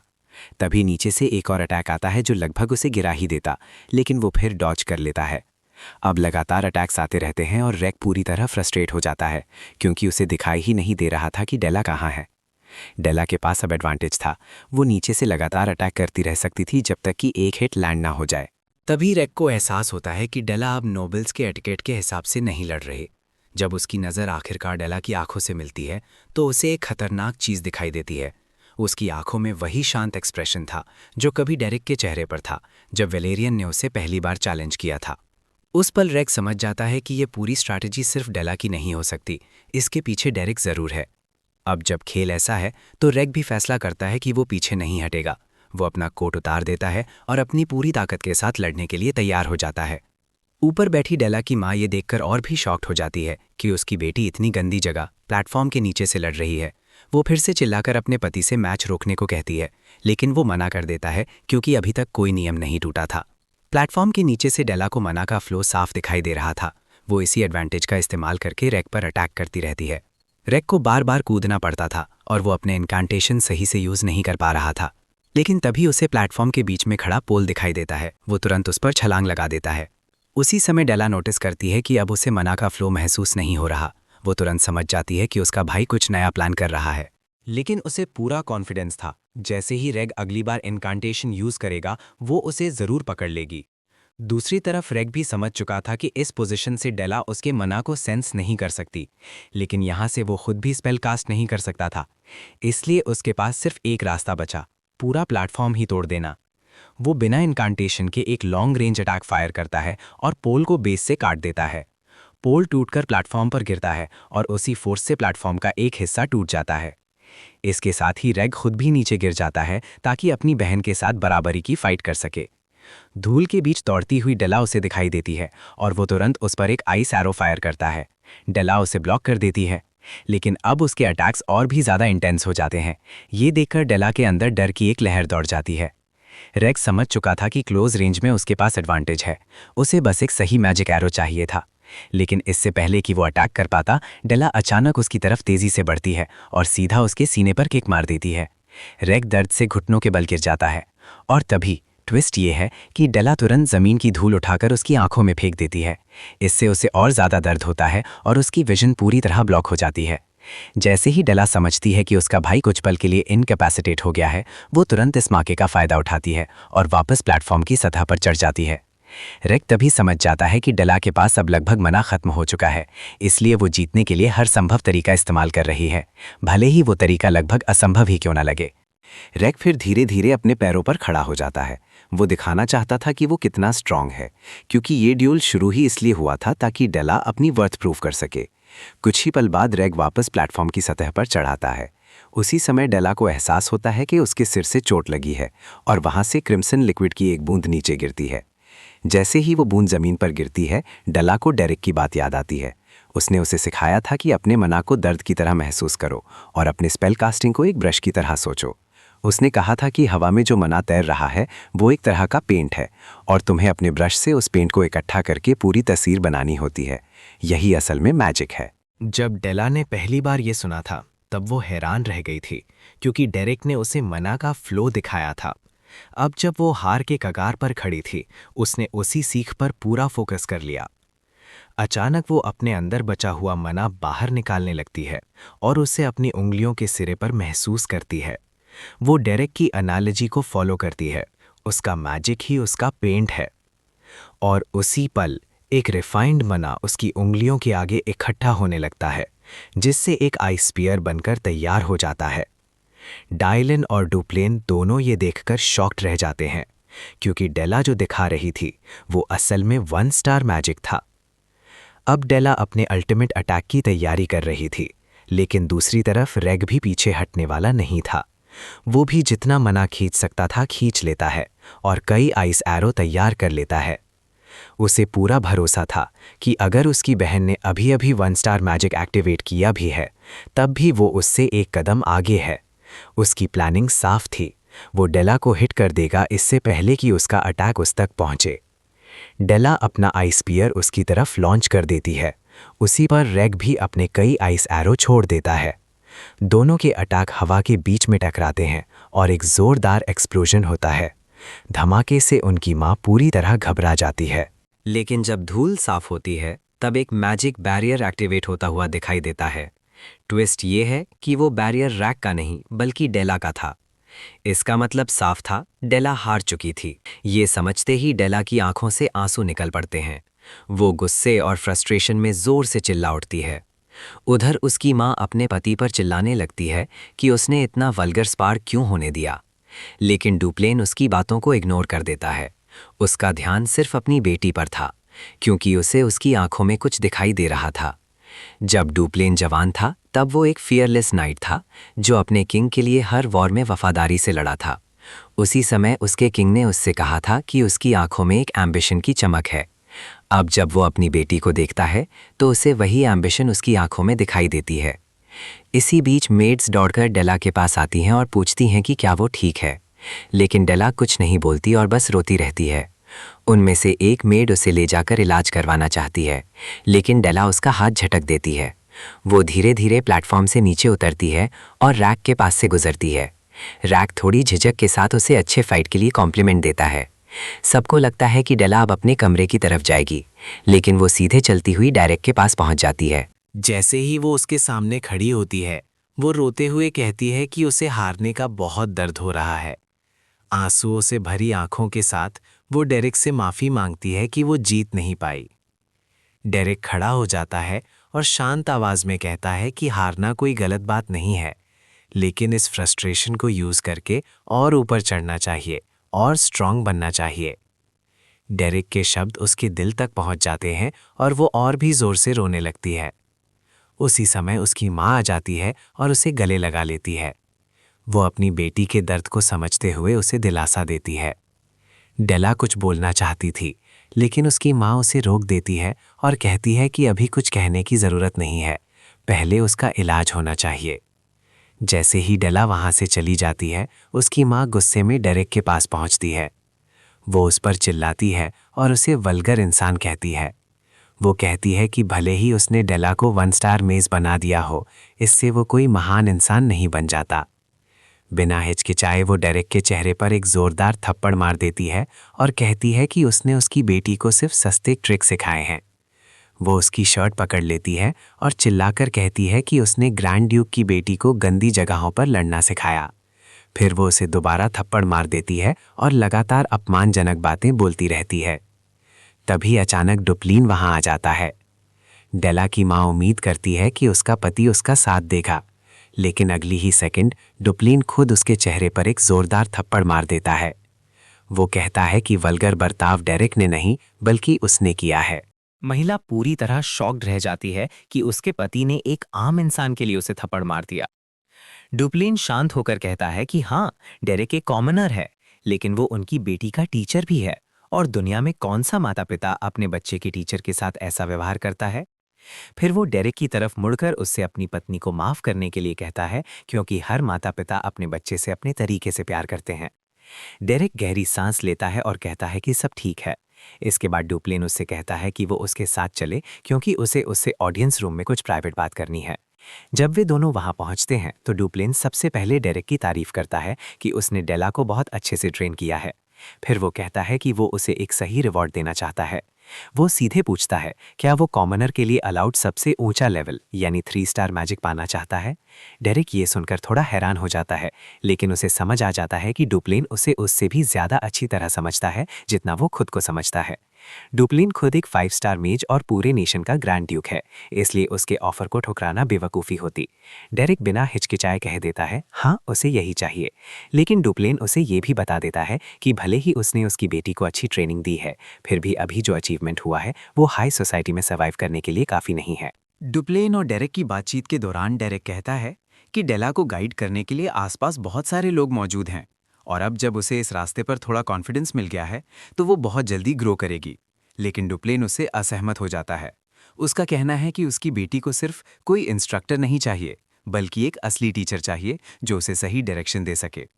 डुप्लेन फिर डेरेक की तरफ गहराई से देखते हुए कहता है कि उसे महसूस हो रहा है कि डेरेक के अंदर एक ऐसी एम्बिशन छुपी हुई है जो इतनी बड़ी है कि वो खुद भी उसे खुलकर सपना देखने की इजाज़त नहीं देता। लेकिन ट्विस्ट ये है कि इसके बावजूद डुप्लेन उसे रोकना नहीं चाहता। वो साफ कह देता है कि वो इस बार नज़रअंदाज करने को तैयार है, सिर्फ इसलिए क्योंकि सामने डेरेक खड़ा है।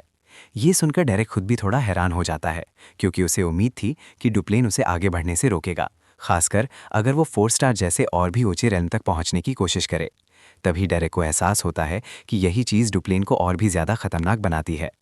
डुप्लेन आगे कहता है कि वो जानता है कि डेरेक ज़्यादा समय तक इस स्टेट में नहीं रुकेगा, क्योंकि उसकी एम्बिशन उसे आगे बढ़ने के लिए मजबूर करेगी। वो सीधा सवाल करता है, क्या डेरेक पहले से ही जाने के लिए तैयार है? डेरेक बिना झिझक के जवाब देता है हाँ। लेकिन इसके बाद डुप्लेन एक शर्त रखता है। वो कहता है कि वो उसे रोकने वाला नहीं है, मगर चाहता है कि डेरेक थोड़े समय तक डेला को और सिखाता रहे। फिर वो आखिरकार वो ऑफर देता है जो किसी भी कॉमनर के लिए सपना होता है, 3 स्टार रैंक तक पहुंचने का मौका, जो आम लोगों के लिए हाईएस्ट लेवल माना जाता है। मीटिंग खत्म होने के बाद डेरेक को एस्टेट की लाइब्रेरी तक एक्सेस मिल जाती है और जब वो अंदर जाता है तो उसकी आंखें सचमुच चौंधिया जाती हैं। वहां उसे 3 स्टार स्पेल बुक मिलती है। आप विश्वास नहीं करेंगे, इस दुनिया में ऐसे अनगिनत लोग हैं जो अपनी पूरी जिंदगी सिर्फ एक 2 स्टार स्पेल बुक पाने के लिए बिता देते हैं, लेकिन यहाँ डेरेक को एक नहीं बल्कि कई 3 स्टार स्पेल बुक्स तक एक्सेस मिल जाती है। इसी पल डेरेक समझ जाता है कि अब उसके पास एस्टेट में थोड़े और समय तक रुकने का बहुत बड़ा कारण है। हालांकि उसे पूरा यकीन है कि अगर पेलिन को यह पता चला तो उसका दिमाग जरूर घूम जाएगा। कुछ समय बाद डेरेक की मुलाकात डेला से होती है। डेला आते ही गर्व से बताने लगती है कि वो अब 1 स्टार मैच बन चुकी है। डेरेक उसे शांत तरीके से याद दिलाता है कि उसने अभी तक सिर्फ एक बार 1 स्टार मैजिक इस्तेमाल किया है, लेकिन फिर भी टेक्निकली वो गिना जाएगा। डेला तुरंत चिढ़ जाती है और उससे पूछती है कि क्या उसे खुशी नहीं हो रही कि उसकी अप्रेंटिस ने प्रोग्रेस की है। लेकिन उस समय डेरेक का पूरा ध्यान उस किताब पर होता है जिसे वो पढ़ रहा है, इसलिए वो कोई संतोषजनक जवाब नहीं देता। आखिरकार डेला थोड़ा नाराज होकर पीछे हट जाती है। तभी डेरेक उसकी तारीफ करता है कि पिछले कुछ दिनों में उसने काफ़ी रिकवरी कर ली है। उसे याद आता है कि कुछ दिन पहले जब उसने अपनी रैक खो दी थी तब वो रो रो कर बुरी हालत में थी। डेला तुरंत टफ बनने की कोशिश करती है और कहती है कि वो रो नहीं रही थी, बस उसकी आंखों में धूल चली गई थी। साथ ही वो बताती है कि उसे लगा था डेरेक को नौकरी से निकाल दिया जाएगा और वो चाहती थी कि उसके पिता उसे पहले ही बता देते कि डेरेक कहीं नहीं जा रहा। तभी डेरेक सुझाव देता है कि आज का लेसन शुरू किया जाए, क्योंकि डेला तेजी से ग्रो कर रही है और अब उसे दूसरे 1 स्टार स्पेल्स भी सीखने चाहिए। डेला ये सुनकर तुरंत खुश हो जाती है, क्योंकि उसके हिसाब से इसका मतलब है कि डेरेक भी मान चुका है कि वो जीनियस है। डेरेक समझाता है कि मैजिक मैनिफेस्टेशन के तुरंत बाद 1 स्टार मैजिक इस्तेमाल कर पाना काफ़ी रेयर ग्रोथ है। डेला तुरंत इसका फ़ायदा उठाती है और गर्व से कहती है कि उसने पहले ही बताया था, वो वही इंसान है जो कहती है वो करके दिखाती है। फिर वो अलग अलग स्पेल्स के आइडिया देने लगती है, जैसे मैजिक एरो जिसे बिना चांट के भी कास्ट किया जा सकता है। लेकिन तभी डेरेक उसे रोक देता है और कहता है कि आज वे 1 स्टार स्पेल्स नहीं बल्कि मैजिक मैनिफेस्टेशन की प्रैक्टिस करेंगे। ये सुनकर डेला पूरी तरह शॉक हो जाती है, क्योंकि उसे लगा था कि आज नए स्पेल सीखने को मिलेंगे। डेरेक शांत होकर कहता है कि इसके पीछे कई कारण हैं, लेकिन आखिर में सबसे ज़रूरी चीज़ बेसिक्स ही होते हैं। जब वो और विस्तार से समझाने वाला होता है तभी डेला खुद ही मान जाती है, क्योंकि उसके अनुसार डेरेक जो भी कहता है वही सही होता है। फिर अचानक उसे महसूस होता है कि डेरेक उसे बहुत ध्यान से देख रहा है। वो मजाक में पूछती है कि क्या उसके चेहरे पर कुछ लगा है। डेरेक कहता है कि नहीं, वो बस इस बात से हैरान है कि वो इतनी आज्ञाकारी होकर उसकी बात मान रही है। डेला तुरंत एटीट्यूड में जवाब देती है कि उसने शुरू से ही उसकी बातों का रिस्पेक्ट किया है। लेकिन डेरेक उसे याद दिलाता है कि उसने 2 बार उस पर गंदा पानी फेंका था। ये सुनते ही डेला का चेहरा उतर जाता है। उसे हैरानी होती है कि डेरेक को अभी भी वो घटना याद है। माहौल भारी होने से पहले ही वो तुरंत मजाकिया अंदाज में बोलती है, चलो आज का लेसन शुरू करते हैं। इसके बाद ट्रेनिंग शाम तक चलती रहती है। डेला इतनी प्रैक्टिस से पूरी तरह एग्जॉस्टेड हो जाती है। ब्रेक के दौरान डेरेक बताता है कि उसने सुना है कि अब से वो बहुत ज़्यादा बिजी होने वाली है। डेला पुष्टि करती है कि अगले हफ्ते से उसे etiquette, general education, foreign languages, geography, history, botany, piano और सोइंग तक सीखना पड़ेगा। डेरेक को लगता है कि ये अच्छी बात है, क्योंकि अब वो 1 स्टार मैजिक सीख चुकी है और उसे एक असली नोबेल एजुकेशन भी मिलने वाला है। लेकिन डेला बिल्कुल खुश नहीं है। उसे लगता है कि ये सब बहुत बोरिंग है। वो हैरान होकर पूछती है कि आखिर एलन इन सब चीज़ों को कैसे सहन कर पाती है। डेरेक भी ये सुनकर प्रभावित हो जाता है और बताता है कि यही वजह है कि एलन को डुप्लेन का फ्लावर कहा जाता है और वो एबेलस्टीन की हाई सोसाइटी के सेंटर में रहती है। डेला साफ कह देती है कि उसे सिर्फ मैजिक पढ़ना है। डेरेक मुस्कुराकर कहता है कि ऐसा ही करो, क्योंकि डुप्लेन ने उसे हायर किया है, इसलिए उनके पास काफ़ी फ्रीडम है। लेकिन डेला को यकीन नहीं है कि उनके पास इतना समय होगा। जब डेरेक पूछता है कि कौन उसे बाहर निकालेगा, तब डेला गंभीर होकर बताती है कि उसके पिता ने भले ही उसे स्वीकार कर लिया हो, लेकिन उसकी माँ इतनी आसानी से मानने वाली नहीं है। डेरेक हैरान होकर पूछता है कि उसकी माँ उसे क्यों निकालना चाहेगी। डेला बताती है कि उसकी माँ को डर है कि अगर वो डेरेक से सीखेगी तो वो नोबल डिग्निटी से दूर हो जाएगी और किसी मर्सिनरी की तरह बन जाएगी। डेला मजाक में कहती है कि स्पैरिंग से तो नोबल डिग्निटी जैसी कोई चीज़ दिखती ही नहीं। डेरेक शांत होकर कहता है कि ये कोई बड़ी समस्या नहीं है, और ट्विस्ट ये है कि उसकी माँ को चुप कराने का तरीका बहुत आसान है, बस उसका बहाना ही खत्म करना होगा। उधर उसी समय डेला की माँ एस्टेट में टहल रही होती है और सोच रही होती है कि डेरेक उसकी बेटी पर बुरा असर डाल सकता है। उसके दिमाग में अजीब अजीब कल्पनाएं आने लगती हैं, जैसे डेला के गोल्डन दांत हों और वो जंगल में जंगली सूअरों का शिकार कर रही हो। सिर्फ ये सोचकर ही उसका सिर दर्द से फटने लगता है और वो सोचने लगती है कि आखिर डेरेक के पास ऐसा क्या है जो उसकी बेटी को इतना आकर्षित कर रहा है। डेला की माँ के मन में लगातार यही चल रहा होता है कि भले ही उसके पति ने डेरेक को स्वीकार कर लिया हो, लेकिन इस एस्टेट की असली मालकिन अभी भी वही है, इसलिए आखिरी फैसला वही करेगी। वो सोच ही रही होती है कि डेरेक को कैसे हटाया जाए, तभी अचानक डेला उसके सामने आ जाती है। डेला को देखते ही उसकी माँ को लगता है कि वो हमेशा की तरह दौड़कर उसके गले लग जाएगी, लेकिन ट्विस्ट ये है कि इस बार कुछ बिल्कुल अलग होता है। डेला एक सुंदर ड्रेस पहने हुई होती है और पूरी नोबल स्टाइल में अपनी माँ को ग्रीटिंग देती है। उसका व्यवहार इतना सभ्य और संतुलित होता है कि उसकी माँ एक पल के लिए बिल्कुल शॉक हो जाती है। डेला विनम्रता से बताती है कि जब वो अपनी इंजरीज का इलाज करवा रही थी तब वो एनेक्स से बाहर नहीं निकल पाई, इसलिए वो ठीक से उनसे मिल नहीं सकी। वो इसके लिए माफ़ी भी मांगती है। फिर वो कहती है कि उसके पास अपनी माँ से बात करने के लिए बहुत सारी बातें हैं, लेकिन आज सुबह उसे पियानो लेसन के लिए जाना है। उसकी माँ हैरानी से उसे देखती रह जाती है। उसे समझ ही नहीं आता कि उसकी बेटी अचानक इतनी मैच्योर और नोबल तरीके से कैसे बात करने लगी। कुछ ही पलों बाद डेला बताती है कि उसे अब जाना होगा क्योंकि उसका एजुकेशन शेड्यूल काफ़ी टाइट है। जाने से पहले उसकी माँ उससे पूछती है कि क्या उसने पहले से ही एटिकेट लेसन्स शुरू कर दिए हैं, जबकि वे तो अगले हफ्ते से शुरू होने वाले हैं। डेला मुस्कुराकर जवाब देती है कि बिल्कुल वैसा ही है जैसा उन्होंने कहा था। अब उसकी माँ और भी कंफ्यूज हो जाती है। अगर उसने अभी तक लेसन शुरू ही नहीं किए तो फिर उसे इतनी अच्छी एटिकेट कैसे आ गई। थोड़ी देर बातचीत के बाद डेला वहाँ से चली जाती है और जाते जाते वो एक मेड से भी बहुत अच्छे से बात करती है। उसे कहती है कि वो ज़्यादा मेहनत ना करे और अपना ध्यान रखे। ये देखकर सभी लोग, यहाँ तक कि उसकी माँ भी, हैरानी और कन्फ्यूजन में बस उसे जाते हुए देखते रह जाते हैं। उन्हें समझ ही नहीं आता कि अचानक इस यंग लेडी को क्या हो गया है।